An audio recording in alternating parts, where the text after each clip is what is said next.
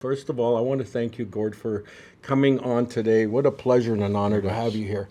Thanks for the invite. Yeah, for sure. I'm so excited to talk with you a little bit about your life and what possessed you to become a chief. You know what I mean? And it's not easy because I was chief for 6 months, as you know, and it's a tough position. Gord, let's talk a little bit about Brokenhead, your home community. Let's open it up because a lot of people know Brokenhead as the gaming center there. Can you talk about Brokenhead? Yeah, I think well, first off, I'd like to say thank you. Yep, thank you. Secondly, I think Brokenhead has always been that's a small community that a lot of ways has been overlooked over the years.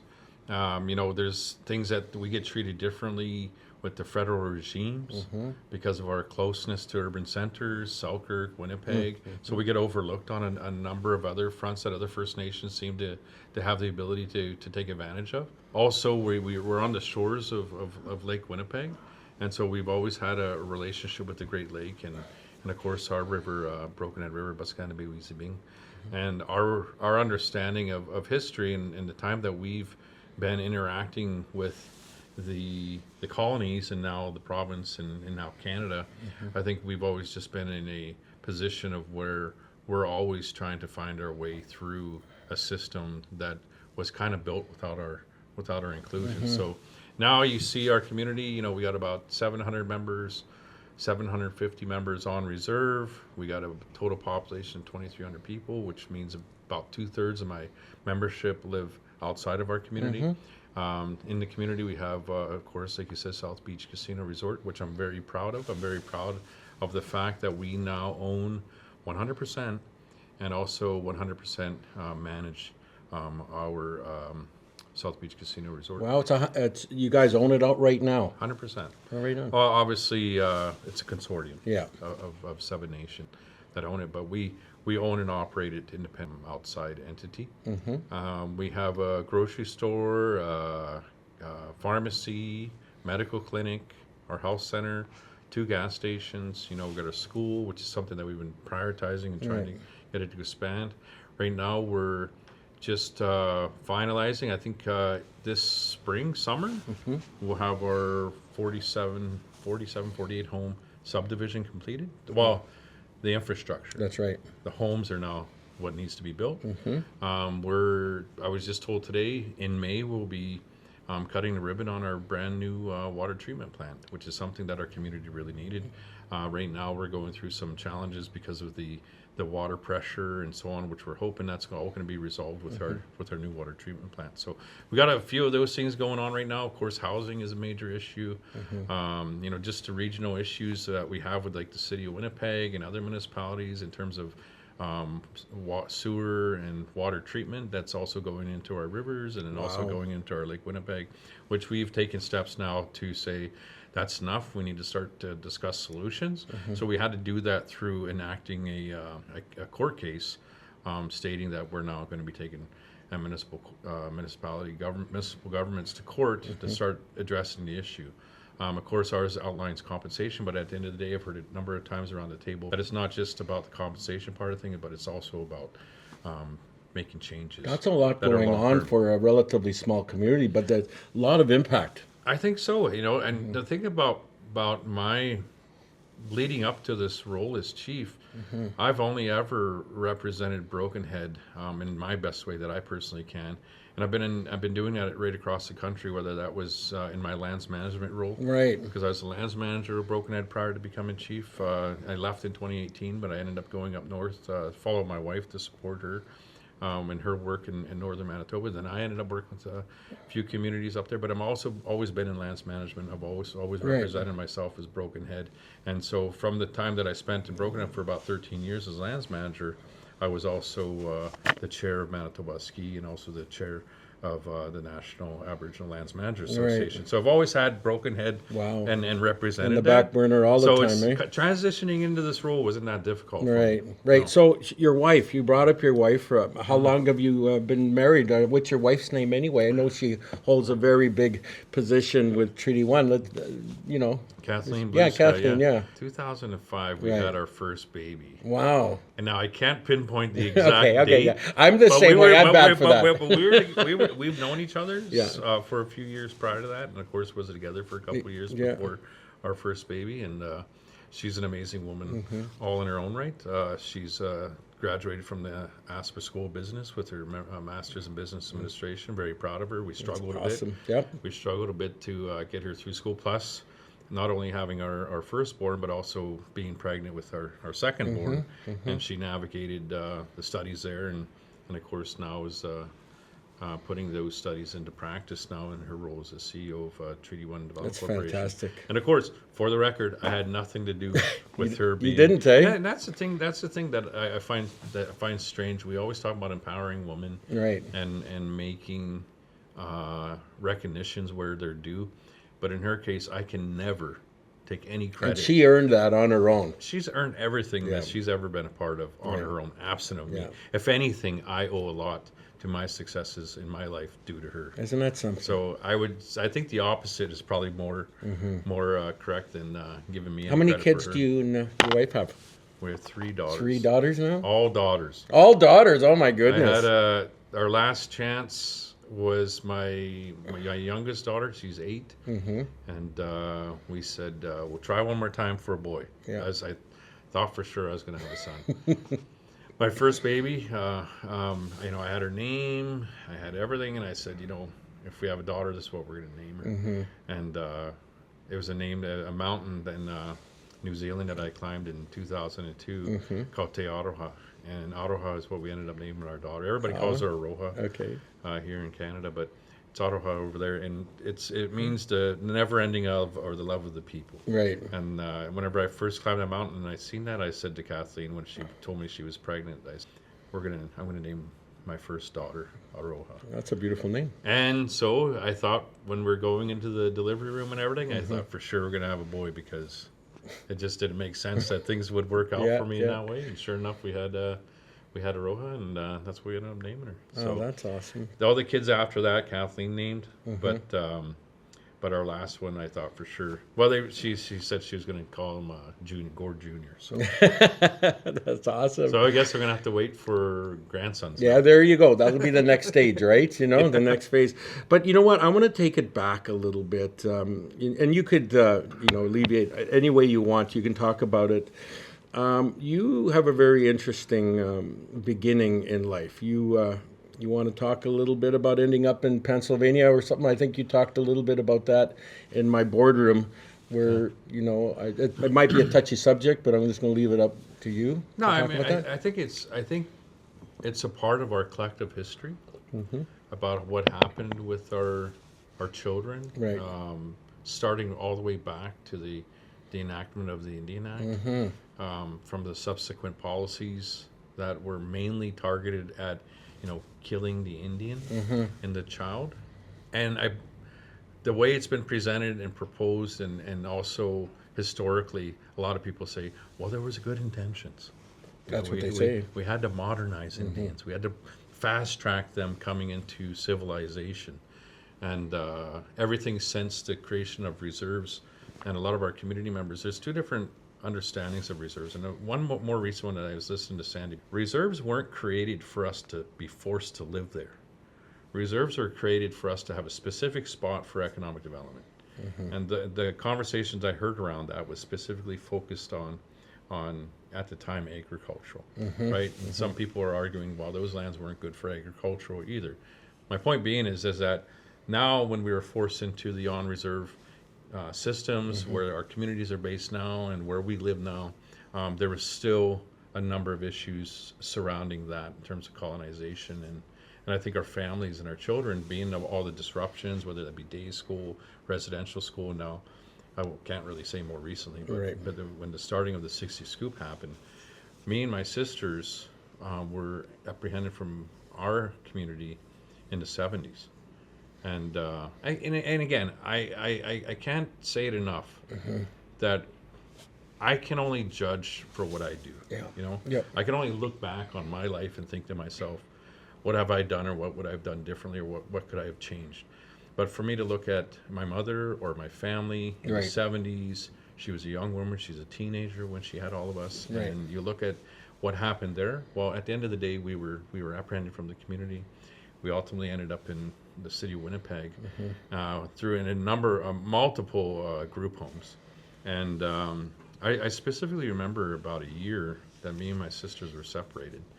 So at that time, I was only like 3 or 4 years old. So Right. I look And you at my, remember? I look at my, yeah, I look at my kids and I think to myself, you know, and I was remembering these things Isn't that something? today at 50 that I can remember at 3 or 4 years old, the way I felt and the way things were happening around me, and I had no control over it. So at the end of the day, we were in foster care, have a number of issues there, a lot of trauma that I went through in foster care. But then we were adopted to a little town outside of Pittsburgh, Pennsylvania, called Tyrone. Isn't that Tyrone, something? we're a small town. Still got a lot of great friends there. Yeah. I mean, I Still got interact- friends there today? Still interact with them. You know, it was a place that kind of, you know, grew me up. But at the same time, the thing about being 60 Scoop is that you never really feel part of anything. You never really felt a part of Canada. Everything that you remember in Canada was just scary and surviving, Right. and some things that happened to us in terms of abuses that happened here. America, same thing. We were different. We were kind of like aliens, and people treated us differently. A lot of racism that was associated with me growing up there. You know, playing in sports. You know, I Right. just remember at early ages being called really derogatory names, which I'm sure you can imagine. Some of the racism that you know that exists in America. Tell me about it. And then having to hear that for the first time, coming from Winnipeg and ultimately coming from the rest, and not hearing those kind of words, and never really even know what they even meant. Right. Like you didn't know, No, right? no. Because didn't have a lot of black people living in Brokenhead. Didn't have a lot of Yeah. Hispanic people living. So being called those kind of derogatory names, you didn't understand what people were talking about. But that's how you grew up. So from there, the time there, there's a number of things I could point to that were bad, but there was also things like that. I'm a lifelong Steelers fan too, right? As a Pittsburgh result, that's right. as a Yeah, I've result. seen you wear your paraphernalia. Pittsburgh Penguins, Yeah. you know what I mean? Yeah. Pittsburgh Pirates, also have a lot of good memories of watching those sports back in the day. That's At the awesome. end of the day, the 60 Scoop itself it was an agenda, and it's something that I know I've prioritized, and we've prioritized with my council and in leadership to start to figure out how do we start taking more responsibility for our children. So it was the progress. I mean, it was initiated prior to me coming on board, but we're now in the process of developing a C92, which is our family law, or what we call our family lodge. So we're starting to develop that right now, and trying to prioritize, having more of a stake and a hand in how our children are taken care of within the side of systems. For me, I'm just fortunate enough that as I was going through the 60 Scoop scenario, and then went through the process of being repatriated, it happened at the same time that I was in the military as well. Oh, that's right. Yeah, I want to know about the military aspect. When did you join the Navy, right? The American Navy. Yeah, it was another time that I can find that it was a really interesting and an awakening, because when I joined the military, I joined the military to escape, I guess, that feeling of not having an identity, and I wanted to go set my own path in life, and I wasn't sure what that was going to look like. And I know when I first decided to, and there was two of my friends, I actually don't know what they're up to these years. Been so long since I've communicated with either one of them. But we joined the Navy at the same time, and that was in 1992. You were pretty young. Yep. 17 Still a was teenager? 17 was when we first met with the what are they called, recruitment officers. Right. And it was after when I graduated high school. I was 17 years old, and I left that summer to go. Did you know boot that camp. you had roots at Brokenhead at that point at 17 years old? We were given a book. It was called our life book. So me and my sisters, I wish I still had it. Yeah. I have no idea where mine is now. In the life book, it describes And it's funny because I always looked at those pictures, even whenever people weren't around and I was a kid, just kind of struggling because there was so much things that were going on down there in that home, in that community, in my school and stuff like that. It was almost a daily thing that you were always reminded that you weren't from there. I mean, there was mental strain. I mean, there was suicidal thoughts. I'll admit that. But it was the book itself was always reminding me that I was from somewhere else. And I always remember this one postcard, and it was on the back of the life book, and the life book was filled with pictures that weren't even actually my family members. They were saying, if it wasn't a picture of me as a baby, but it says, here's a picture of a baby and roughly what a baby would look like when they're like whatever. But it was never anything that was actually pictures of me. There was a few pictures in there of me and my sisters in foster care. I believe there was an actual picture of my mother in there. There's some pictures of a couple of my cousins in there. But at the end of the day, the book itself, but at the back of it was a postcard that said Winnipeg. And it was a cartoon of a little Indian cartoon kid wearing a headdress, and it said Winnipeg. Is that what it and said? then across the top, like above the headdress. So I always knew I always knew it was from Canada, and I always knew Winnipeg was generally where I was from, but I just had no clue. And at the time, down in the States, they call First Nations people, they call them Native Americans. As soon as we left Canada, at the end of the day, it was after a series of visits.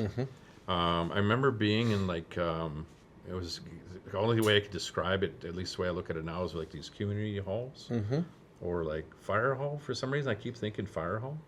And me and the kids were playing in the middle, and all these people were standing around. So I'm assuming they were looking at kids they wanted to adopt. So isn't that something, eh? Like when you go to the pet store and you're looking at the dogs and cats, you know what I mean? That's how it seemed to me. So we were just playing there, and the family took a liking to my sister Denise, my youngest sister Denise. Right. They took her away for like 2 weeks. I remember. Again, you're talking, I'm 4 or 5 years old, right? And she was 2 or 3 years old.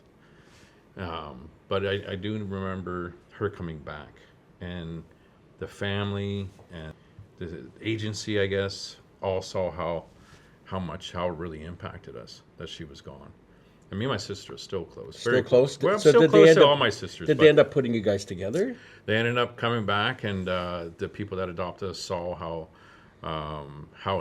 impacted we were for her being gone. That they said that they couldn't separate that. So Oh, that's good. they ended Thank up- God for that. Well, I mean, at the end of the day, that's the one good thing one that I can say is that consolation, we were adopted together. So And from- where is she now today? my sister Denise been through. She's had been almost 20 years of in the military, so she's been traveling. Not her husband. Her husband is, yeah. They met when my sister was a correctional officer at one of those maximum security prisons down in Pennsylvania. They met there, and then he ended up going back into the military and traveled the world and all over the states, being stationed wherever. So right now they're in Wisconsin, though. Bit of a stretch. Yeah. Closer than some of the other places that she was located in, but we still visit quite a bit. Isn't that something? At least we try. Yeah, well, that's good. At least that turned out good. Where you ended up back in Brokenhead, ideally, right? her being up here would be good. Yeah, well, yeah, for sure. But she's married and Yeah. she's in a good situation there. When you came back, what brought you back to Brokenhead after being 17, 18 years old? What brought you back? Well, there's what they call a repatriation program. Yeah. And I guess the program's business is, at the time was reconnecting people in my situation, like Sixties Scoop. I don't believe it was called that back then, but they're repatriation adoptees that were adopted away back with their families. And under that program, at the time I was stationed in Bremerton, Washington, and I was just released from the military. And then I get a call from my sister, and she was saying, "Hey, we just talked to our mother." And I was like, "What do you mean?" Really? I didn't know what she meant. I thought she meant our adopted parents, and she's like, "No, our birth mother." I was like, "Wow." So I guess my understanding of that situation was that she had to wait, in terms of the law, she had to wait until our youngest sibling was 18 years old. That's incredible. Before she could reach out and say, hey, where did you guys?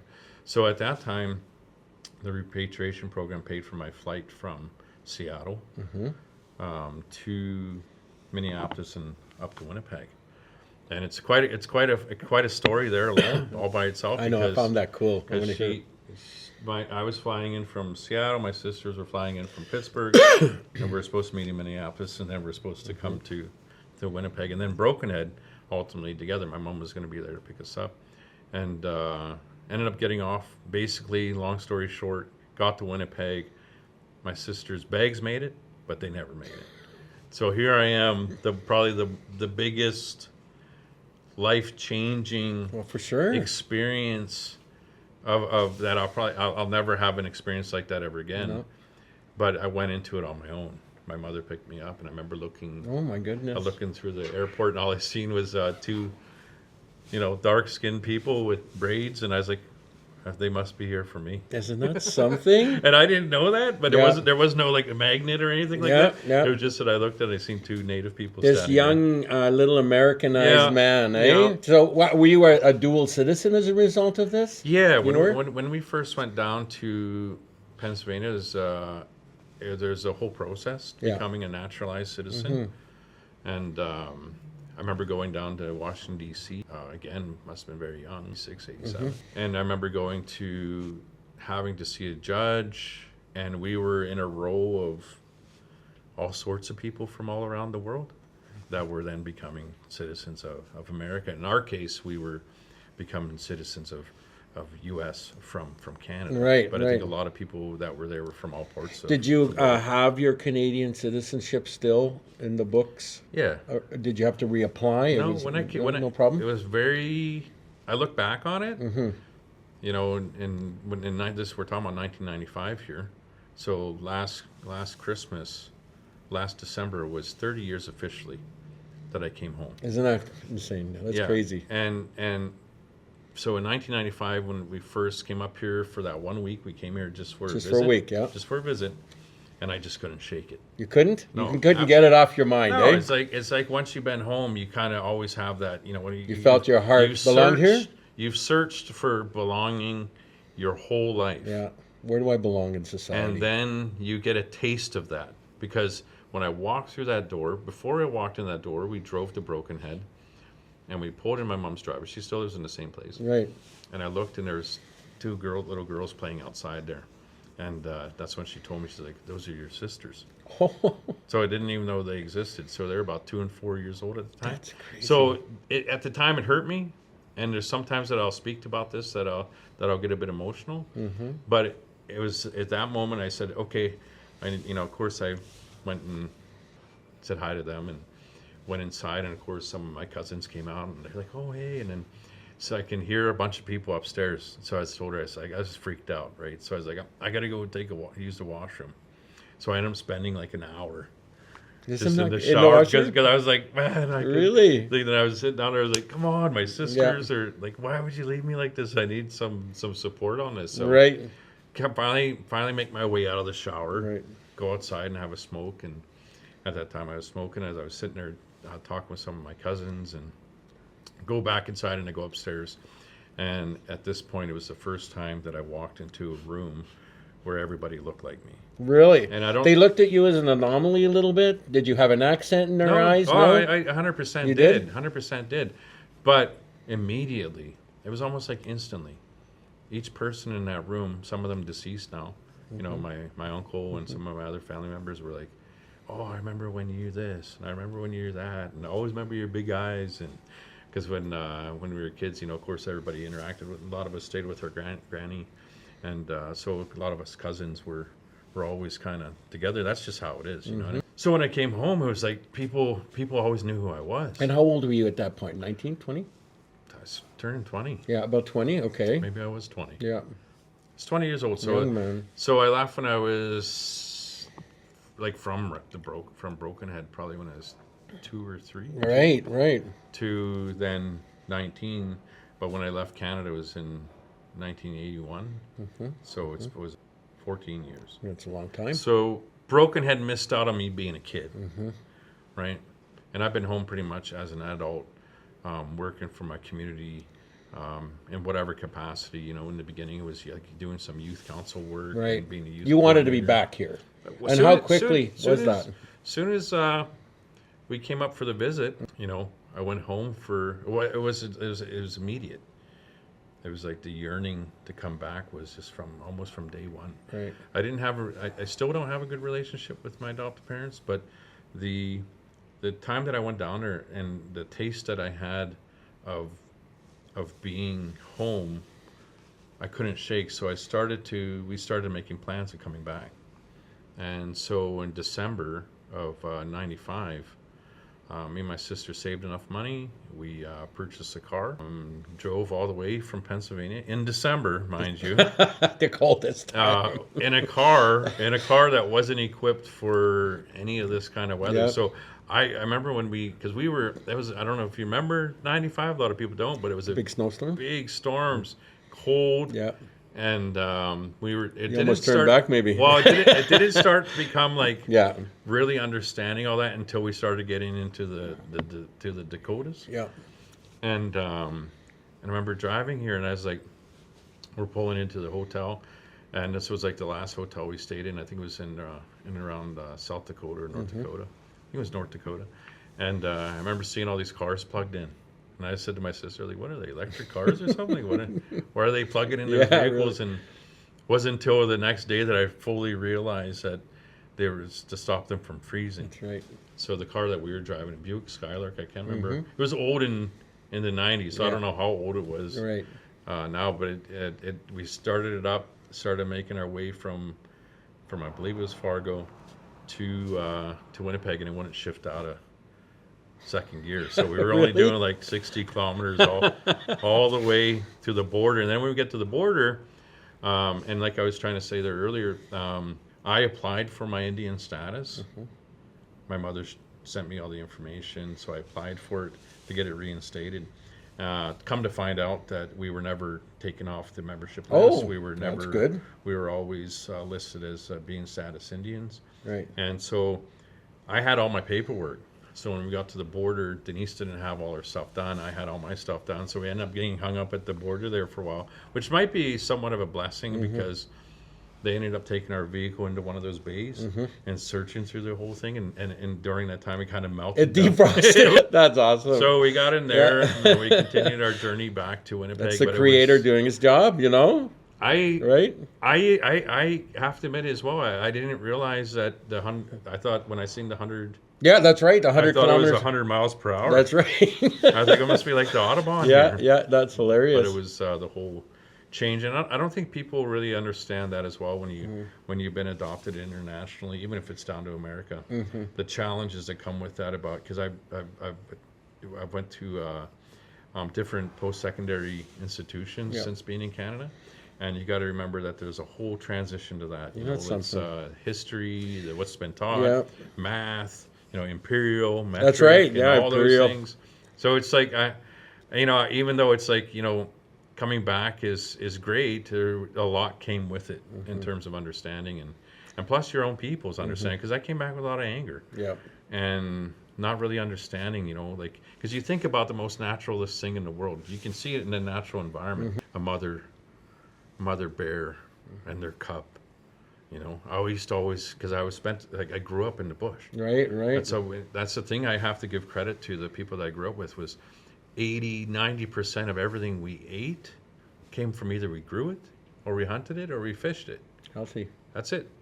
For all those years. People call it living poor, which is essentially what we were. But at the end of the day, we did everything with our own hands. So heat, all they did was cut wood all summer. Right, right. Fall came, it was hunting season. Then it started over spring, making it the ground ready for planting garden, tending that garden, all that. But anyway, so whenever all that kind of happened, and then the return home, for me, it was, I believe, 1995 when I returned home, I believe it was the best decision I ever made.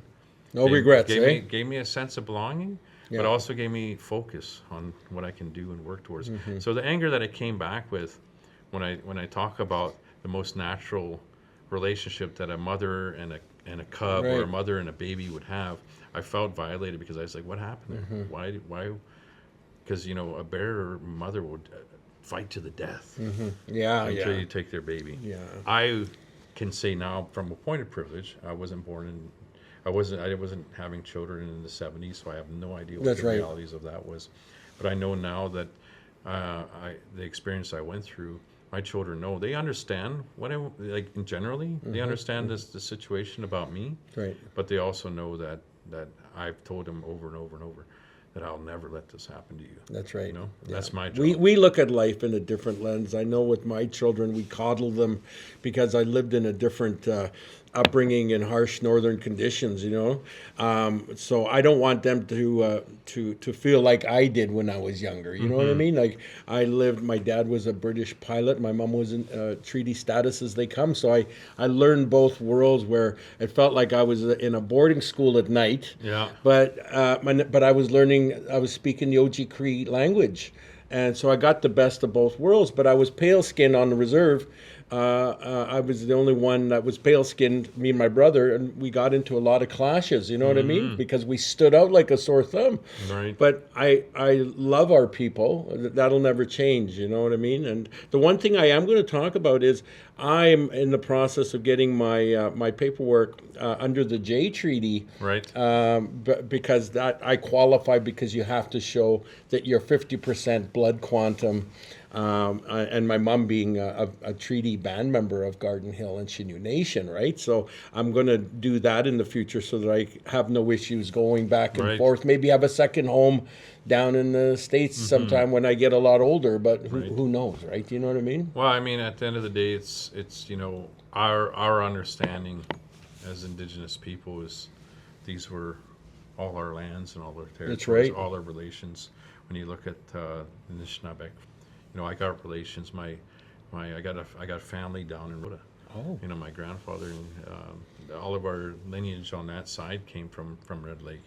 So it's like, to me, that's the thing that I understand these two governments and their relationships and everything like that.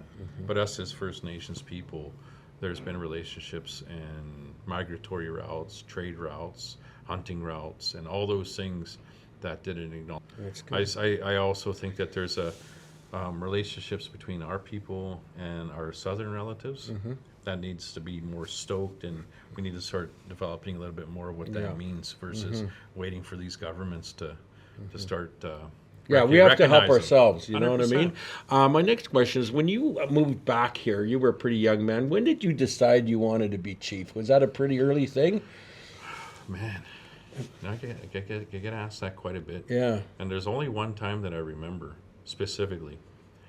And of course, I've said it multiple times from there, but it was only one time in the res. And I remember saying, one day I want to be chief here. You said that. I don't recall if it was the 1 week that I was up here, but it was shortly thereafter when I returned home after the winter of '95. And I said, I want to be chief here one day. And it was a goal that I set. It was a dream of mine. Yeah. A dream also was to feel that you're at home.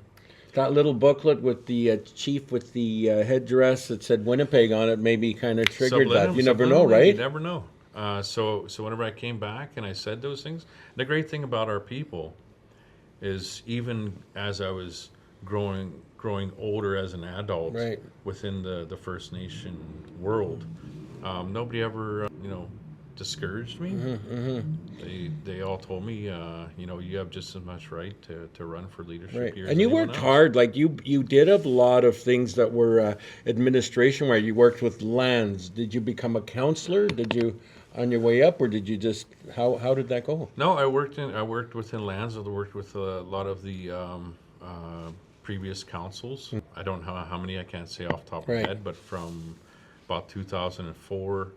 Whenever I was an implementation officer at Treaty Land Entitlement, I worked with Brokenhead. I had a number of files. Brokenhead was one of them. At that time, I was encouraged to apply for a job in the administration as a lands manager, and so I did that in 2006, and I ended up getting the job. From that point on, I did what I feel was my best to start to look at lands administration. I learned from a number of people, not just in my community, in terms of their history and in terms of our our work that we collectively did with treaty land entitlement and so on and so forth. But when I was working as the implementation officer at TLEC, Section 22 permit or an 18.1 permit within our work at the treaty land office was referring to sections of the Indian Act. Right. And then it wasn't until I became the lands manager for Brokenhead that I really started to get more immersed into the provisions of the Indian Act that directly relate to lands management within our reserves. So it was there's 35 sections specifically outlined for lands administration. And it came in handy later on. Well, it's almost like an apprenticeship program over 15 years to get to this position, right? So the successive councils that I worked with from that point on, but also working with our community to address treaty land entitlement, going through the additions to reserves process, working with multiple municipalities in terms of the work that we had to do there in terms of services agreements, running through the sections of the Indian Act that we needed to accommodate for developments like South Beach Casino. Going from there and saying, and fortunate enough that I went into the lands administration school or study, that they then started to tell me more, and I started to learn more about lands administration. I've learned from other friends that I consider friends now, that were lands administrators and managers in their own community, and some have taken the steps to go from Indian Act to what we're in right now, First Nation lands management, and then ultimately into some self-governing agreements. Right. So from that point on, learning about all those things, understanding how do we, because we don't, the thing about FNLM and the thing about self-government, and I'm not 100% sure I would be able to gauge where we are at collectively in terms of saying we're ready for self-governance. But what I would say, though, is that through that process, I really got an understanding of governance within the community. That's right. And from there, I always had it in my mind. And if my wife didn't, I went on a bit of a sickness journey too. Yeah, I want to talk about that in a minute. I ended up being diagnosed with stage 4 cancer. Yeah, I was going to ask, the reason why I was going to ask you that question, I noticed you posted herbs. Yeah. I'm a big component about herbs from our land, you know what I mean? Because I believe there's a cure for everything on our lands, but you got to believe it, you got to go look for it, right? 100%. And what were you making there as your the drink that you were making? Tonic. The cancer tonic, you call it or something, right? The medicines there were I should start over here. Right. I entered into a 4-year commitment with the medicine camp. This was after I got sick, because I remembered Kathy Birch. She's still doing the medicines and teachings and sharing as much as she can, I guess. She's getting a bit older now. She said she's ready to pass the torch on to someone. But I remember back whenever it was my first university tour that I did, she came in there with a medicine board, and she shared all these things. And I remember the first time that I got sick, like the first time that I realized that I was sick, and this was whenever I was in Ottawa. This was after I went to treatment, got sober. So this year will be 10 years that I've been sober. But it was 10 years ago, just about 10 years ago, that I came out of treatment and I quit everything. I quit smoking, I quit drinking, quit. 10 years now? 10 years now. Wow. So that was in July that I went into treatment. Got out in September, I think. It was a 2-month program. And it was after about October I quit smoking, and then come February, probably a little bit earlier than that, because when I realized that I was sick was I was at a massage, and she told me to roll over, and she was massaging me, and I couldn't breathe. There was something in my stomach. Isn't that something? And I could feel it. Okay. And did the massage therapist pick it up, or did you I did. feel it? You did. I couldn't breathe. Okay. So something was That's stopping incredible. me from breathing. Okay. So I was like, oh, that's strange. But then from then on, it started to escalate. I started losing weight. My stomach started swelling. And I started getting into all these things that I couldn't ignore anymore. Right. But I tried to. I went to 5 different clinics. There's something wrong with me. Yeah. And each time I feel like there was like racism behind their the way they responded How to they me. handled One it. time was, you want pills? I'm like, no, I don't want pills, man. I wanna There's know what's something going on wrong with with me. me. Yeah. Another time they said, maybe it's a hernia. So they sent me for some, I can't remember if it was x-rays or something like that. They didn't find anything. They sent me for blood work. It didn't find anything. After I went to a meeting in Ottawa for TLE, Treaty Land Entitlement, whole bunch of us went, and it was in the meeting and I couldn't sit down anymore. So I went to the hospital, and just so happens it was a Indigenous doctor that Really? that had my file, and she's like, we need to check. Well, will I live Yeah. to go to Winnipeg? Because I don't want to be checked in here. Go home. Right. We were heading home the next day anyway, and she said yes, but you need to get all this checked out. So she made a list. She said, as soon as you get home, go to the emergency room Right. and get all these things checked off. She says, there's liquid in your stomach, because at that time my stomach was just, and she said, it could be hepatitis C. It could be, I can't remember what else. She Liver? named out, could have been my liver. Yeah. And then she said, but the unlikely scenario could be cancer. Oh. She says, so you got to go, you have to go and get these things checked out. Right. So I ended up going back, got on to flight, and it was probably the first time that it really sunk in that I was sick, because it was really hitting me hard that day. And the next day when I got up and I came on the bus to get ready to be, we had a bus and we were heading to the airport, all the people looking at me, I could tell by the way I looked. Isn't that something? So I was like, oh man, like I started feeling like it's becoming, whatever's wrong with me, something really bad. So anyways, so I went back to Winnipeg, got in there, they did all the tests, and she came in at about, another doctor in Winnipeg, she came into the emergency room, wherever they kept me in the thing there. She came in and she told me, she said, sir, do you need any family member with you? I said, no, just tell me what's up. And she's like, you have cancer. Oh, So that is so scary. it was. Think about it. Yeah, and it was 3 in the morning. It was the first time that I thought about drinking. Yeah. But with that being said, Because of the fear, obviously. the right? fear. Yeah. But I honestly credit and also acknowledge that I believe it was Creator and all Right. the great mystery as to why I took those steps to be sober, was to fight probably the biggest challenge that I would have. So it was shortly thereafter that they did a biopsy out of my neck here, and they confirmed what type of cancer it was. It was lymphoma, Right. and I was what is it called? Follicular cancer. So a cancer in my immune system. And from that point on, I remember, and I can't remember exactly how this unfolded, but I remember Kathy Bird. I give her a lot of credit. Kathy Bird. Kathy Bird, Okay. and also my other healers I like to acknowledge is Sheldon Cody and his wife Angie. And from that point on, I was like, okay, if I'm going to be doing this, I got to start to look at it holistically. So while we were waiting, and it took like over a month for that biopsy to happen, my stomach swelled And up. the like waiting period, My eh? stomach swelled up like 3 my times. gosh. So when I was in the emergency room, they drained my stomach 6 liters Oh my out of my gosh, stomach. that's And when I crazy. looked, it was just like milk. It looked like Isn't milk. that something? Anyways, so from that time, I went and seen Kathy Bird, and she did ceremony, and she had a clinic. I believe she still does, not all the time, but she has a clinic at the Health Science Center.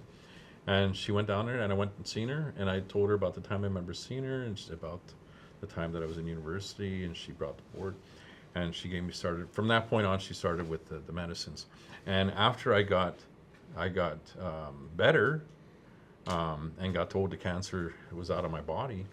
I made a 4-year commitment to start going to medicine camp and to start to learn.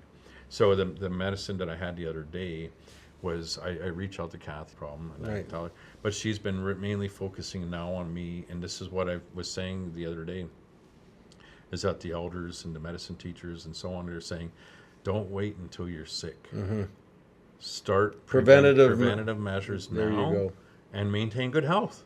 That's good. And all of us are too focused on when we get sick, we Yeah. need to go. Yeah, It's like, no, if you're healthy now, stay healthy. Yeah. I got to get my hands on some of that cancer tonic that She you was have. she you was know what I great. mean? She was great, and she's still very much we message all the time. She looked after me during that time period. Yeah. So when I went to did the 4-year commitment at Matutu Lake, and then I ended up over in Wasikijik's Medicine Lodge over in Ontario. And my middle child, my daughter, her and I went to the 4 years. So Well, she also learned about those medicines. Oh, and that's good. started That's to really important understand. for the future. Yeah, so I think it was good because, you know, it is about that knowledge sharing and the understanding is like, your dad was sick, but this is part of what survived. That's awesome. That's a beautiful story. Before we end this, when you're not chief any longer, do you have any other aspirations? You've already made it as far as, you know, the upper echelon of leadership is where I look at it. Are you thinking of maybe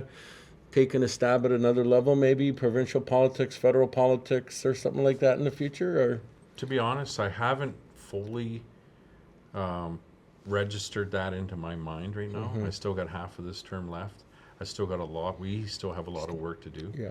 You know, we have a community that's economically and geographically situated in a very great location, and especially our backyard being Treaty 1, where the most economic activity that happening. So I got a lot of work to do here.